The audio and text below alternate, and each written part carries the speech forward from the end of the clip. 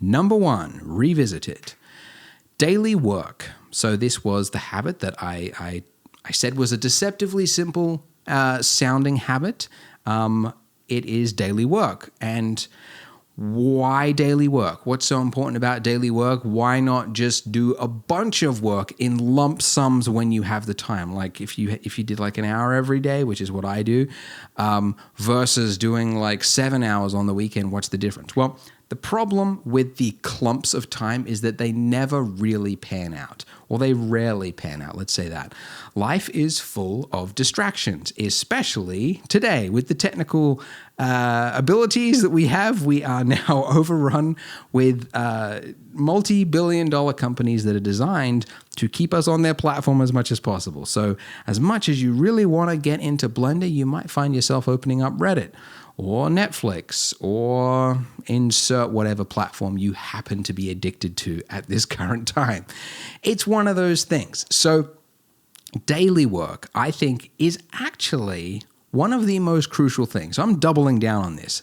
I agree with me 100%, and I want to put another 100% on that. It is, at the start, probably the most important thing that you could develop as a habit. Because, for example, I, for the last 18 months, have been doing 2D artwork. So if you watch that presentation, you know I did a 6-month stretch trying to really, really learn 2D artwork, and I learned a bunch of things, and that was the whole point of the presentation.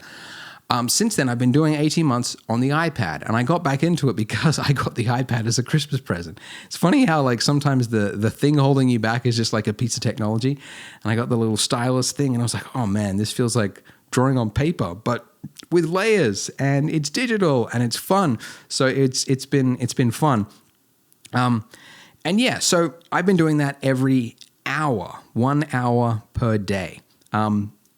What else changed from 2020 to 2016 when I did the presentation? I now have 2 kids. So I have a little girl, 2.5 years old, and a little boy, 7 months old. And now my time is more limited. So I work during the day on my business, so I don't, do the creative 2D drawing then. But once the kids are in bed, there's a window. And every parent knows about this window. There's the window that you look at your clock and you get the kids in bed and you got to brush your teeth, because when it's time to, and then it's 7 p.m. and I have from 7 until 8 p.m. to do my drawing. If I don't do it in that time window, guess what? It doesn't get done. So there's a huge incentive to get it done. That's what I do. Now, if you didn't have a slot, if you had a kind of like, I'm just going to do it whenever I think of it, every day, you have to make a decision, am I going to practice this skill?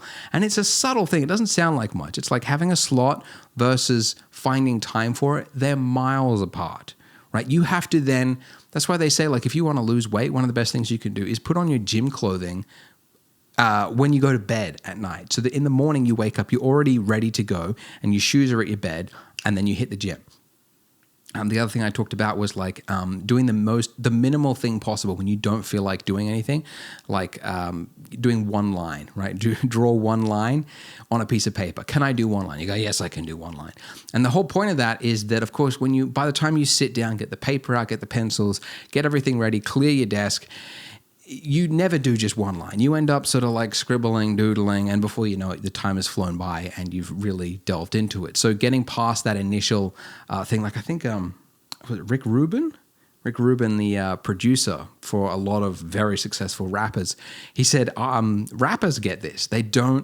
They get like writer's block when it comes to writing songs. And so he tells them, like, don't go home and write the song. Like, he doesn't give them that homework. He said, can you go home and write one word of your next song?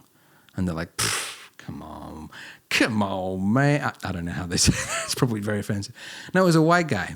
Come on, man. He's, anyway. And they say, yeah, of course I can do that. So then they go home that night, and of course what happens? They end up writing the entire song, right? It's the idea of actually starting that is the biggest friction point for a lot of people. Anyways, So yeah, double down on that. Daily work, 100%. Make sure that's really all you need to do. Oh, by the way, as a comparison, I've also been learning sculpting. So I do an hour of the 2D stuff at nighttime, but in the mornings, right before I start work, I've been doing sculpting. But guess what? I didn't make it that much of a priority. And I said, sometimes I've got so much work that day that I need to skip my sculpting or fit it in at the end of the day when I have time. And wouldn't you know it? It doesn't get done. So that's the big difference. I'll finish like 4 or 5 or 6 or 7 artworks for the month when I do it an hour every day in my 2D stuff. Sculpting, I might get halfway through it by the end of the month, right? Because you never find that time. You think you do, but you don't. So highly recommend it. That's the one thing. Okay, I've ranted for 10 minutes on point 1. I should hurry things along. So we're going to get to point 2 now, which was